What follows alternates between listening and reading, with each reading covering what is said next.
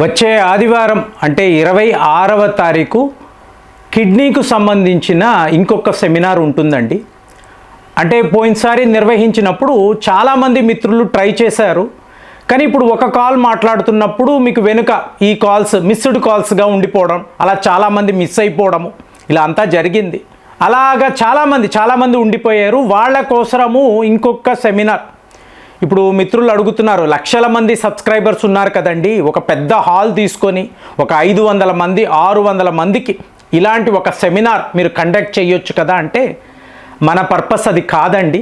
ఇంటిగ్రేటెడ్గా చెయ్యాలి, అందుకే 50 మంది అంటాం. అప్పుడు కూడా అతి కష్టం మీద ఇంకొక 10 మందిని అకామిడేట్ చేసి 60 మందిని పెట్టుకొని మీకు కిడ్నీ సెమినార్ నిర్వహించాము. ఈసారి కూడా అలాగే ఉంటుందండి. ఎటొచ్చి ఇలాగ 100 కాల్స్ చేసి మేము ఆల్రెడీ చేశాము, మీరు మమ్మల్ని రిజిస్టర్ చేసుకోలేదు, ఇలాంటివి కాకుండా ఈ నంబర్ ఒకటి ఇస్తాను, మీరు కాల్స్ చేయకండి, వాట్సాప్లో మెసేజ్ పెట్టండి, మీ పేరు, ఊరు, అలాగే తక్కిన వివరాలు, మీ అడ్రస్ అలా పెడితే మా వాళ్ళు మిమ్మల్ని సంప్రదించి ఇలాగ మీకు ఆ బుకింగ్ అనేది చేస్తారండి, అంతే. కానీ ఈ మీటింగ్కి వచ్చేటప్పుడు మళ్ళీ ఒక స్టెయిన్లెస్ స్టీల్ 1 లీటర్ బాటిల్ తీసుకురావాలి. గురుతీర్థము అనేది అందులో 15 చుక్కలు నింపుతాము. గురుతీర్థానికి సంబంధించి మీకు ఎన్నో రకాలుగా పరిశోధనలు జరుగుతున్నాయి. మీకు ఇది ఒక కిడ్నీ మందుగా చాలామంది అనుకుంటున్నారండి, అలా కాదు. ఇది ఓవరాల్ ఇమ్యూనిటీని పెంచుతుంది. దీని యొక్క pH లెవెల్స్ మేము టెస్ట్ చేసాం. pH లెవెల్స్ 10+ ఉంటుందండి. అంటే pH లెవెల్స్ 7.2 ఉండాలి అంటారు కదా, దానికి పైగా ఉండడము అనేది మీ రోగ నిరోధక శక్తి, అలాగే బాడీలో ఆల్కలైన్ అనే దానిని బాగా పెంచుతుంది. అలా గురుతీర్థము తీసుకోవడం అనేది చాలా శ్రేష్టమైనది. అట్ ది సేమ్ టైం ఈ సెమినార్లో కిడ్నీస్కి సంబంధించిన మందులు కూడా మేము ఇస్తున్నాం. సో మా టీం వాళ్ళమందరము కలిసి చాలా పెద్ద లెవెల్లో డిస్కషన్ చేసుకొని కన్సల్ట్ చేసుకొని ఫైనల్గా ఈ మందులు చాలా మంచివి. ఇంకా చెప్పాలి అంటే ఒక 18 మంది మిత్రులు ఈ సెమినార్కి వచ్చిన వాళ్ళు, నాతో సహా నన్ను కూడా కలుపుకుంటున్నాను, మేము ఈ కిడ్నీ డయట్ ఛాలెంజ్లో ఉన్నామండి. సో అంటే ఏంటంటే ఈ మీటింగ్లో పలానా ఆహారము మాత్రమే తీసుకోవాలి. చాలా ఏళ్ల పాటు చేసిన రీసెర్చ్, ఇప్పుడు నా మీద నేను చేసుకున్న పళ్ళు మాత్రమే మీకు ఉదయం పూట తినడము, అలాగే మీకు మజ్జిగ అన్నము, ఇలాంటి వాటి మీద చాలా హై లెవెల్లో పరిశోధనలు చేసి ఇప్పుడు ఇదే డైట్ అంటే ఏ పళ్ళు, ఏ కాయగూరలు, ఏ నియమము, ఏ టైంకి ఏం తినాలి, ఉపవాసము ఎలా ఉండాలి, సో ఇలాంటి విషయాలనంతా కూడా క్షుణ్ణంగా పరిశీలించి 18 మంది యాజ్ ఇట్ ఈస్గా ఇవాళ ఈ వీడియో మాట్లాడుతున్న టైంలో మేము ఈ డైట్లో ఉన్నాం. అంటే క్రియాటిన్ లెవెల్స్ని మీకు గణనీయంగా తగ్గించుకుంటూ రావాలి. సో ఒకవేళ ఎవరైనా డైవర్ట్ అయ్యారు అనుకోండి, మళ్ళీ ఇంకొక కార్యక్రమంలో దీన్ని సెటరేట్ చేయడం. అంటే ఫ్రెండ్స్, ఇదంతా మనం ఎందుకు చేయాల్సి వస్తుంది అంటే టోటల్గా ఒక మిస్లీడ్ అవుతున్న సొసైటీ అండి. ఇప్పుడు కొంతమంది మిత్రులు నాకు ఫోన్ చేస్తారు, ప్రేమ్ గారు కిడ్నీస్ పూర్తిగా పాడైపోయాయండి, సో ఇప్పుడు ఏం చెయ్యాలి, ఇప్పుడు కిడ్నీ ట్రాన్స్ప్లాంటేషన్ అంటున్నారు, చేసుకోమంటారా, అసలు మీ సలహా ఏమిటి అని అడుగుతారు. నేనేమంటాను, ఒక ఉత్తరం రాయండి, ఎప్పుడు ఇది స్టార్ట్ అయింది, ఎలాంటి సమస్యలు ఉన్నాయి, ఇప్పుడు మీరు ఫేస్ చేస్తున్న ప్రాబ్లమ్స్ ఏమిటి రాయండి అంటాను. వాళ్ళు రాస్తారండి. చదివినప్పుడు ఎంత ఆశ్చర్యంగా ఉంటుందంటే గత 7-8 ఏళ్ల నుంచి కూడా ఈ సమస్య ఉంటుందండి. కానీ వాళ్ళు లాస్ట్ 20 ఏళ్ల నుంచి కూడా విపరీతంగా మీకు ఆల్కహాల్ తీసుకోవడం. సో ఇప్పుడు 20 ఇయర్స్ నుంచి మీకు ఉన్న అలవాటు, 7 ఏళ్ల నుంచి మీ కిడ్నీ మీద ఒత్తిడి, ఇప్పుడు మీ దగ్గరికి వచ్చి సలహా అన్నప్పుడు మీరు ఏం సలహా ఇస్తారు? మామూలుగా ఒక డాక్టర్ దగ్గరికి వెళ్తారు. ఒక హాస్పిటల్లో చూశాను, భార్యాభర్తలు నా దగ్గరికి వచ్చారు, నన్ను గుర్తుపట్టి, ప్రేమ్ గారు మేము కర్నూలులో ఉంటాము, ఏంటంటే హాస్పిటల్కి వచ్చారు, ఏమిటి అంటే ఆవిడికి తలనొప్పి అండి. గత 2 ఏళ్ల నుంచి ప్రతి నెల ఇక్కడ ఈ హాస్పిటల్కి వస్తున్నారు. ఇది తలనొప్పికి, హెడ్ఏక్కి.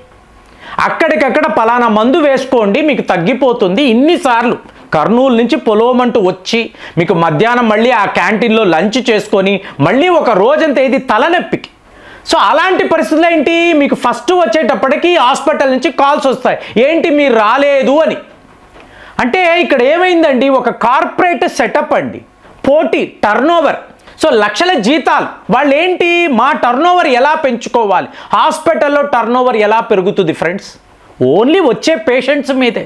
కాబట్టి వచ్చిన వాళ్లకు మామూలు ట్రీట్మెంట్ ఇస్తే మీకు ఆదాయం లేదండి. ఇప్పుడు వాళ్ళు మీకు ఇన్ని కోట్లు పెట్టి లోన్లు తెచ్చుకొని ఇప్పుడు మీ మీదే ఆధారపడతారు కదా. సో మిమ్మల్ని ఎలా అలా విడిచిపెడతారు? ఫైనల్గా ఐసీయూకి తీసుకువెళ్ళే అంతవరకు కూడా ఈ ప్రయత్నాలు జరుగుతూనే ఉంటాయి. సో అప్పుడే ఈ సమస్య. లేకపోతే మనలాంటి మనకు ఎన్నో పనులు ఉన్నాయి కదా, వీటి మీద దృష్టి పెట్టి మనము ఆ నియమాలు అంటే ఎంత స్ట్రిక్ట్గా ఉండాల్సి వస్తుంది అంటే ఎందుకు ఇది అంటే ఈ ఆసుపత్రులు కరెక్ట్గా ఉంటే ఫైనల్గా డైటే కదండి.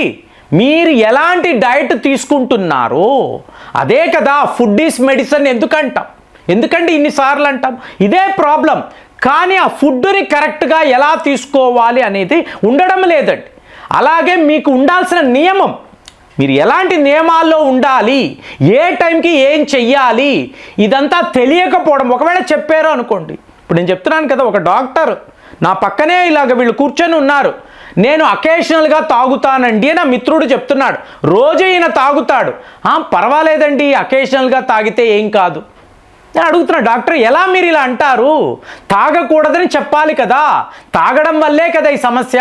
ఇంకొక మిత్రుడు, అసలు తాగడానికి కిడ్నీ పాడవడానికి ఏంటండి సంబంధం? ఇంతదాకా కాదండి, ఒక 6 ఏళ్ల పాప.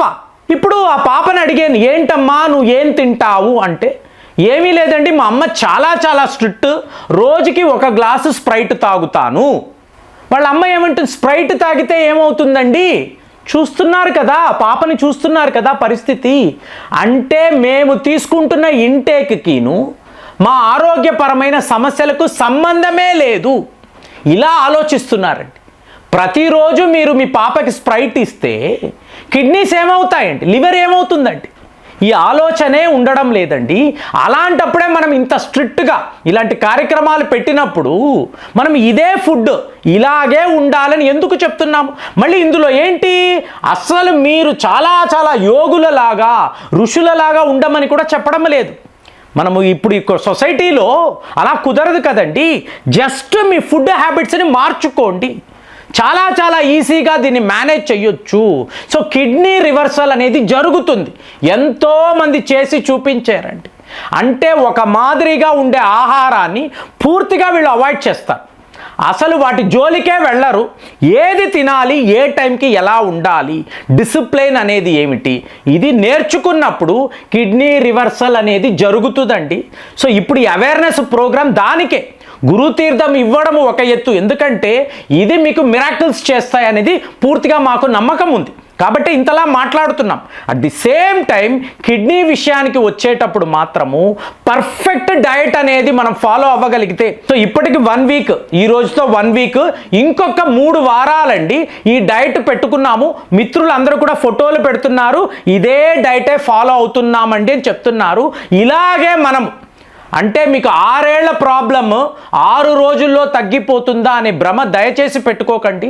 ఒక్క 6 నెలల పాటు మనం కష్టపడి, ఎందుకంటే ప్రాబ్లం వచ్చింది కాబట్టి ఈ ప్రాబ్లంని టోటల్గా రిమూవ్ చేయాలి, ఎలిమినేట్ చేయాలి, మళ్ళీ ఈ ప్రాబ్లం మన దగ్గరికి రాకూడదు అన్నప్పుడు చాలా పర్ఫెక్ట్గా ఒక నియమాన్ని పాటిస్తూ డిసిప్లైన్డ్గా ఉన్నాము అనుకోండి, ఖచ్చితంగా ఈ కిడ్నీ సమస్యల నుంచి మనం బయటపడిపోవచ్చు.